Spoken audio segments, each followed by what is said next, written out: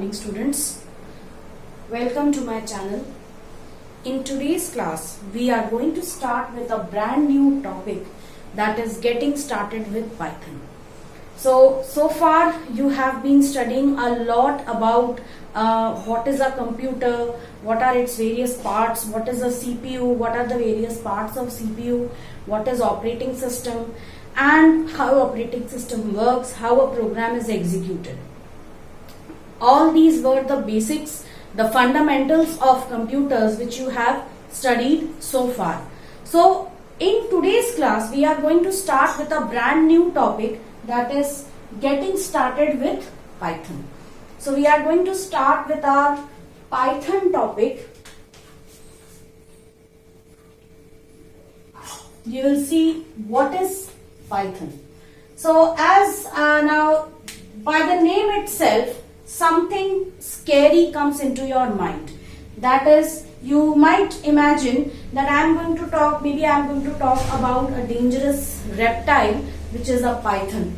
But to your surprise, Python is not going to be a dangerous reptile over here. Rather, it's going to be a very user-friendly programming language, a high-level programming language, which is going to help you in your future. Okay, Python is the future. Why? Because we can quickly develop wonderful applications in diverse fields using Python. So we'll step at the first step of Python in today's class. So without wasting much time, let us begin. So when it comes to Python, students, we are going to discuss about programming. What is programming? And from there comes the word program. So we are going to see what is a program. This is what we are going to see. We are going to see what is a program. So when it comes to a program, what is a program? It is a sequence of statements which are written in a particular order, okay, and because they are written in a particular order, hence we can say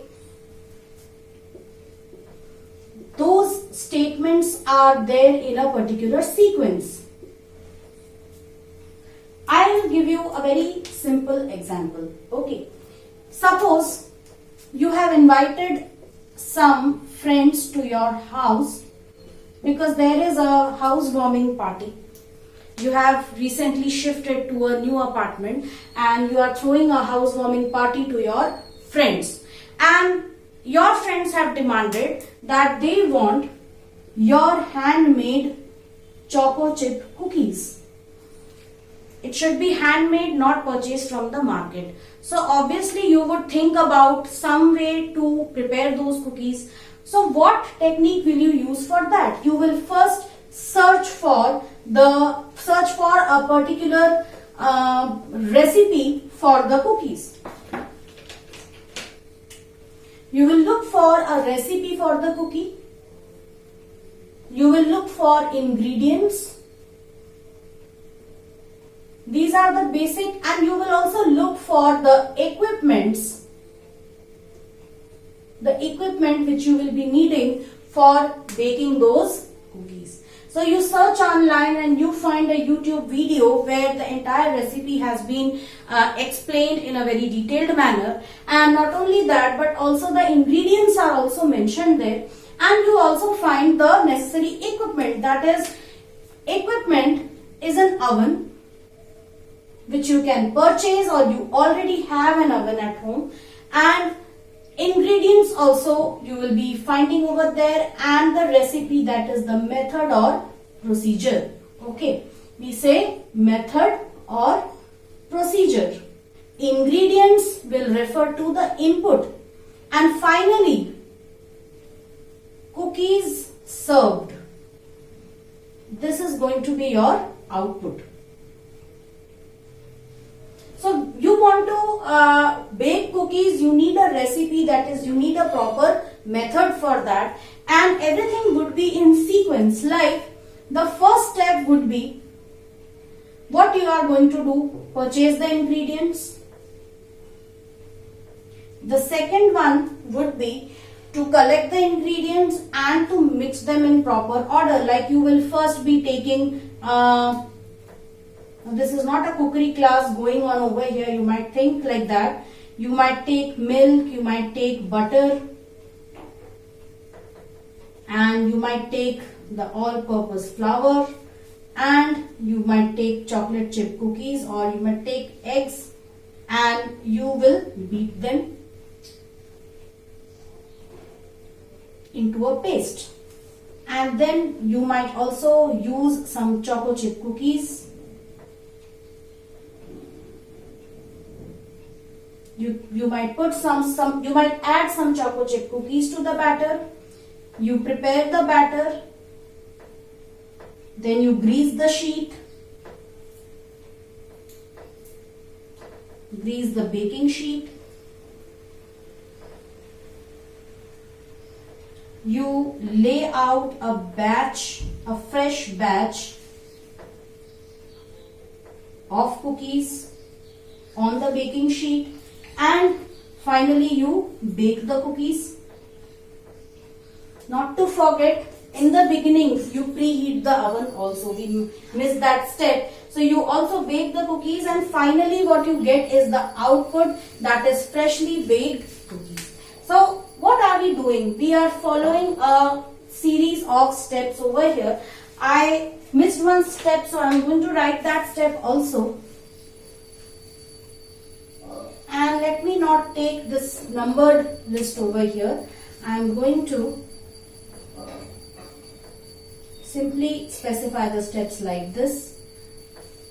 Preheat the oven. So we start from here, and these all are the steps which you can see over here. So these are the steps. Now just imagine interchanging any of these steps. Like you preheat the oven after laying out a fresh batch, or you prepare the batter before. Place this step over here after purchasing.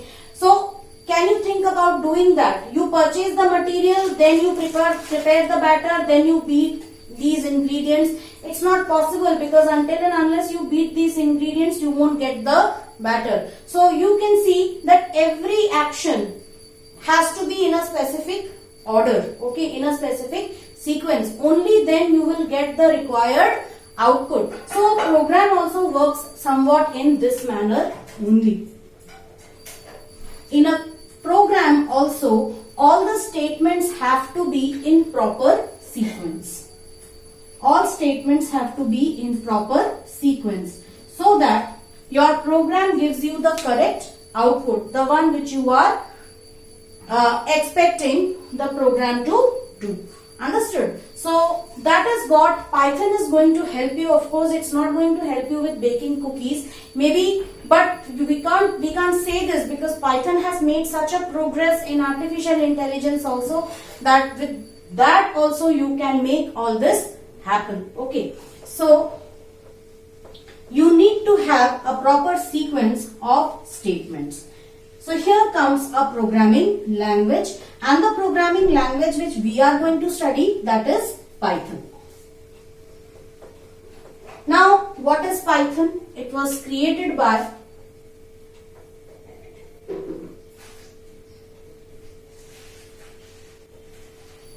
this person, Guido van Rossum, around 1991. He started this project, and somewhere around 1997 or 95, we got our very own Python. So Python started, and what happened was we got Python, and Python was a very easy language. What Guido van Rossum did was, he was an employee of Google, so he was on his vacation, and he thought that, okay, I am free these days, let me create a new fresh programming language.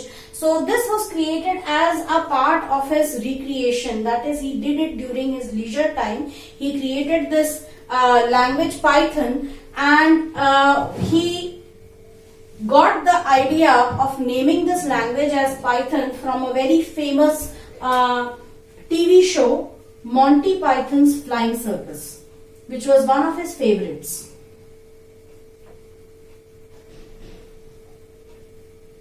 See, he got the idea of Python from this TV show. He just picked up this word Python and he named the programming language as Python. So, Python was actually created based on some very easy programming languages. Right. So, now this Python was very easy to work with. It has around some 1/3 or 2/3, some 1/3 or 1/5 of code written in C, C++, Java and so on. We know these are some very popular high-level languages.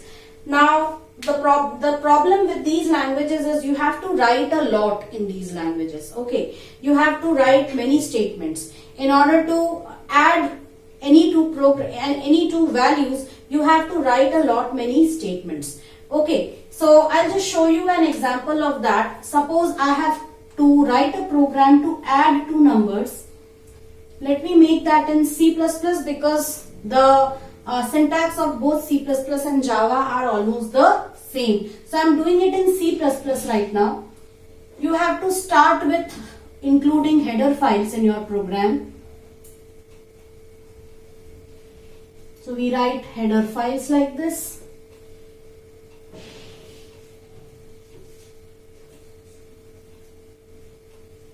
There are certain things which have to be common in all the programs. Every statement has to be terminated by a semicolon. Then you start your program with a main and you first declare the variables. Although in C++ you can declare variables anywhere, but mostly people prefer to declare it in the beginning. Enter two values and then you will type. So these are the two values which are entered, C equals A plus B, and finally you will write the output here.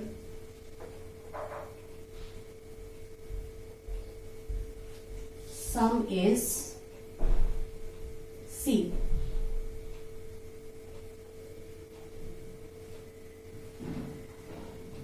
I did a mistake because I am used to Python now. So this is it, and finally you have return 0 and close. So this is a simple program for adding two numbers in C++, and let us do it in Python and see. In Python, things are reduced, although the input statement will have to be written separately. Enter first value, B input, enter second value,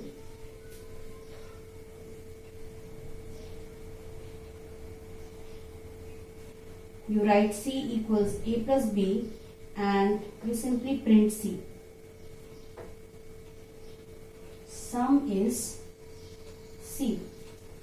So now just compare the two programs. How many lines of code over here? We have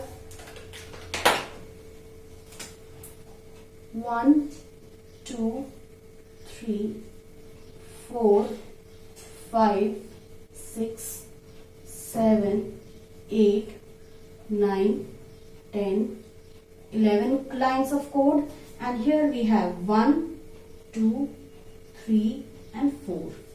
Just 4 lines of code for 11 lines of code. So you can see how a Python program is much simpler as compared to C, C++, Java, COBOL and other such languages. Hence, Python is a very easy to learn, easy to understand programming language. You can easily learn Python in matter of say 15 days or a couple of weeks or two, okay, and you can easily you will be in a position to create nice applications, ready to use applications. So Python is much easier as compared to these programming languages. Some pros and cons of Python we will see now. Easy to use. Pros means all the features or the positive points or the plus points of anything, and cons means the negative points or the drawbacks, shortcomings or limitations of something. So we are going to study the pros and cons of Python language. The very first thing, easy to use. Python is very easy to use. We all know that, we can see it over here. It is easy to learn, it is easy to use, it is quick to develop applications within short time. Okay, so it is very easy to use. Expressive language. It is a very expressive language. That is, you can easily figure out, nothing is, if you compare this programming language, C out. Normally anybody would read it as scout. What does scout mean? Understood? Actually it is used for console output. But as contrary to that, we have print over here. Although we have a print function in C language also, it is written as printf, okay. But similarly, for reading something, that is for input, you have scanf in C, whereas over here you have cin. So using both of these, scanf and cin, is it very clear? Is it very expressive? No. Until and unless you have learned, you have spent some days in learning the C language or C++ language, then only the meaning of scanf and cin would be clear. What are they used for? These are used for reading values from user, and hence they are used for what? Input. So over here it is quite expressive. You can see directly input statement has been used for reading values from the user. So this makes Python more expressive as compared to other languages. Okay. Same way, print has been used for output. Of course, in C, printf is there, but what about the cout, which is not very expressive. Interpreted language. C, C++, Java, they all are actually compiler based languages, but Python is a language which uses both. It uses compiler plus interpreter.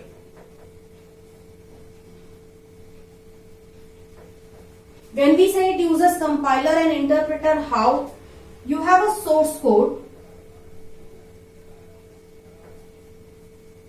which is first of all compiled,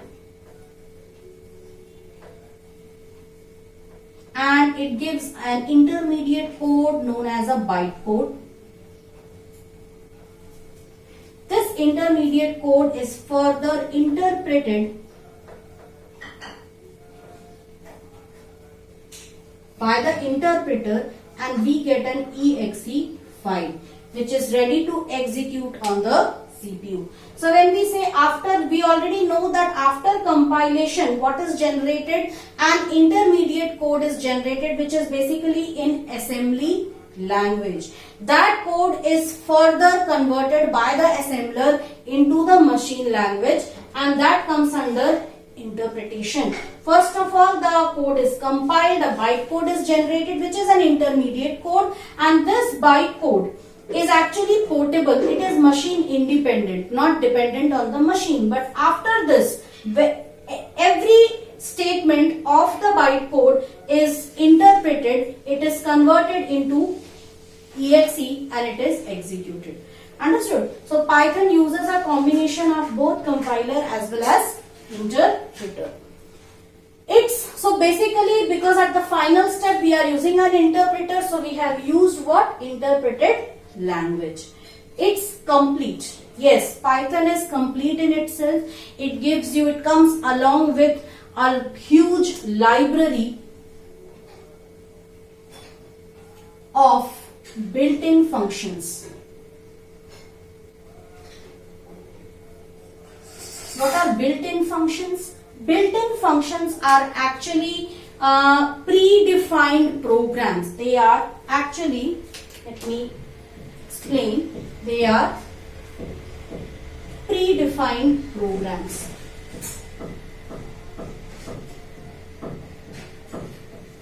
Predefined programs which perform a specific task. Understood? Which perform something, which do something. For example, you can have a small function which calculates the square root of a number. You will have a function which calculates the cosine of a number, sine of a number, okay, which concatenates two strings, which capitalizes a string. So this way you have many such functions which are built-in programs, and they are saved in libraries. Okay, so Python comes with a rich library of such built-in functions. Hence, it is a complete language. Cross-platform language. Yes, it is cross-platform, that is, you can run a Python program on a variety of platforms, whether it is Windows, whether it is Linux, whether it is Mac OS, or even on your mobiles, whether it's Android, iOS, and so on. So you can run Python on any of these platforms. Free and open source. Python is free of cost. It is an open source programming language.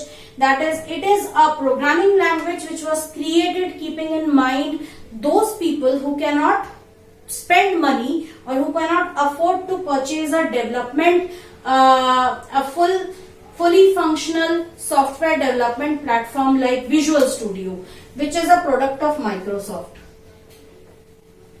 In Visual Studio also you can work in around more than 50 languages, 50 programming languages, but the thing is it has to be purchased. Okay. Hence Python provides you an easy free of cost solution where you can easily download Python from its website, that is python.org, and you can install it easily. It is not a very heavy application like Visual Studio or any other such application, and you can easily work on Python. Understood? So it is free and open source. Open source means Python's code is also available free of cost for download. You can make changes into it, but we don't need to do that. We only need to use this programming language for creating applications quickly. Variety of usage or applications. Yes, of course. Python has a variety of usage.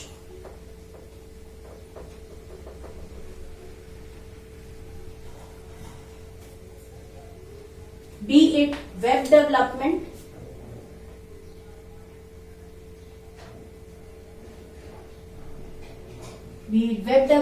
be it online video sharing, be it BitTorrent, client applications, be it file sharing,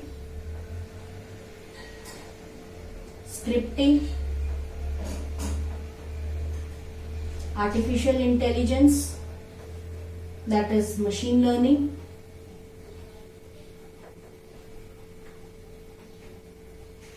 data science. All these are various things, or all these are the various domains where Python is active, and many more are there. You can create games, you can create desktop applications, you can create websites, you can create file sharing applications. You can also create machine learning programs here. That is, you can create a program which you can embed in a small robot, and you can make that robot do some task for you. It can also be used for analyzing large amount of data, where data science comes into limelight. Okay, and you might have seen these days that you search something on Google and next time Google gives you recommendations based on your interest. So all those things can be done using Python. So we saw there are so many pros, that is so many plus points of Python. Now we will discuss some cons, that is some limitations of Python. Not the fastest language. Yes, of course, because we are using both compiler and interpreter, so it requires much time. Python is not as fast as C, C++ and Java.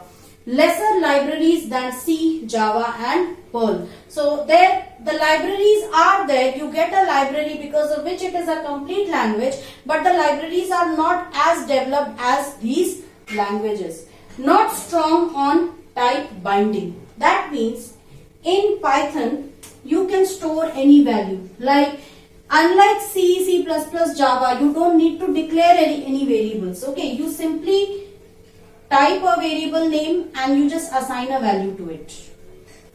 And the next time you can even change its value to a string.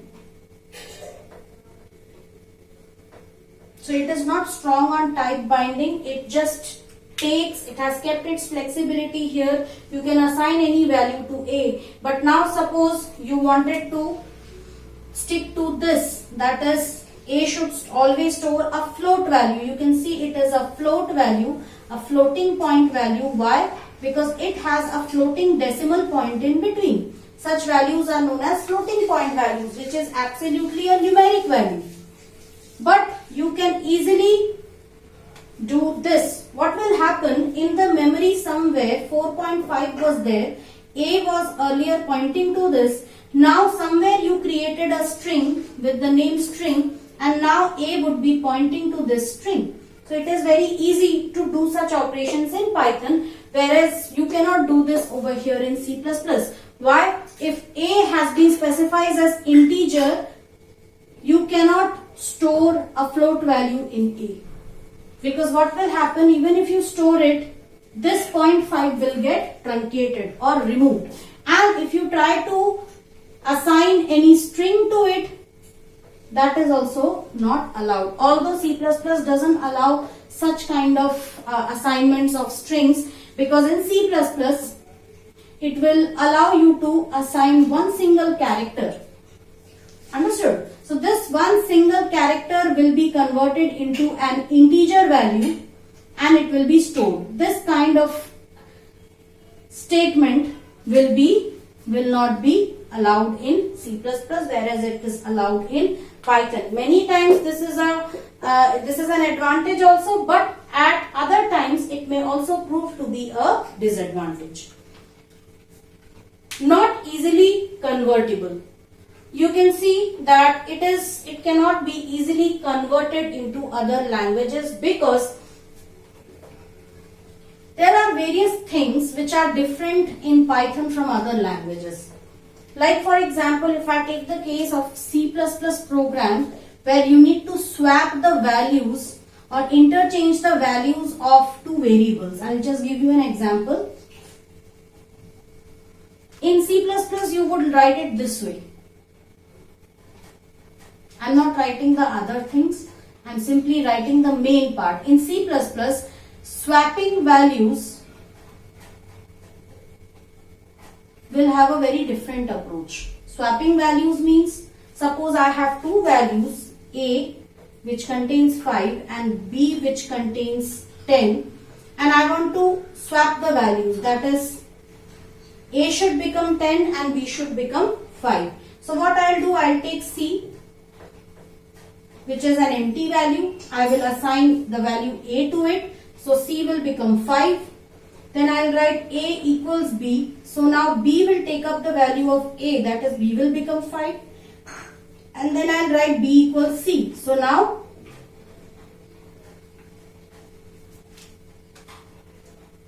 okay, I did a mistake here. A was 10 and B was 5. C equals A, so C was 10. C will become 10. A equals B, so A will take up the value of B, that is 5, and B equals C, that is B will take up the value of C. So this way you can interchange the value, and this program is written in this way in C++. Whereas in Python, if you have to write this same program, it is very simple. A comma B equals B comma A. A one line code for 3 lines of code. All programming languages C, C++, Pascal, COBOL, Java, Perl, they all follow this logic. Okay. Whereas in Python, you can write it this way also and you can write it this way also. So if you have written the program using this method, you have to be very careful when you are converting from Python to C++. If you don't know the basics of this actual swapping, actually what it is doing is this. Only thing, Python makes it easy for you. But such kind of an assignment is not allowed in C++. So you have to be very careful in that case. Because Python makes things much easier, hence switching from an easier language to a tough language is very difficult. Understood? But if somebody has already learned C++, it is very easy to switch to Python. So I would suggest that whenever you get time, you should also explore languages like C++ and Java. So you can see we have discussed all the pros and cons of Python. We have discussed what is programming, what is a computer program, why a program is needed, why Python we are going to learn, and its various pros and cons. In our next class, we would be discussing about the different development softwares.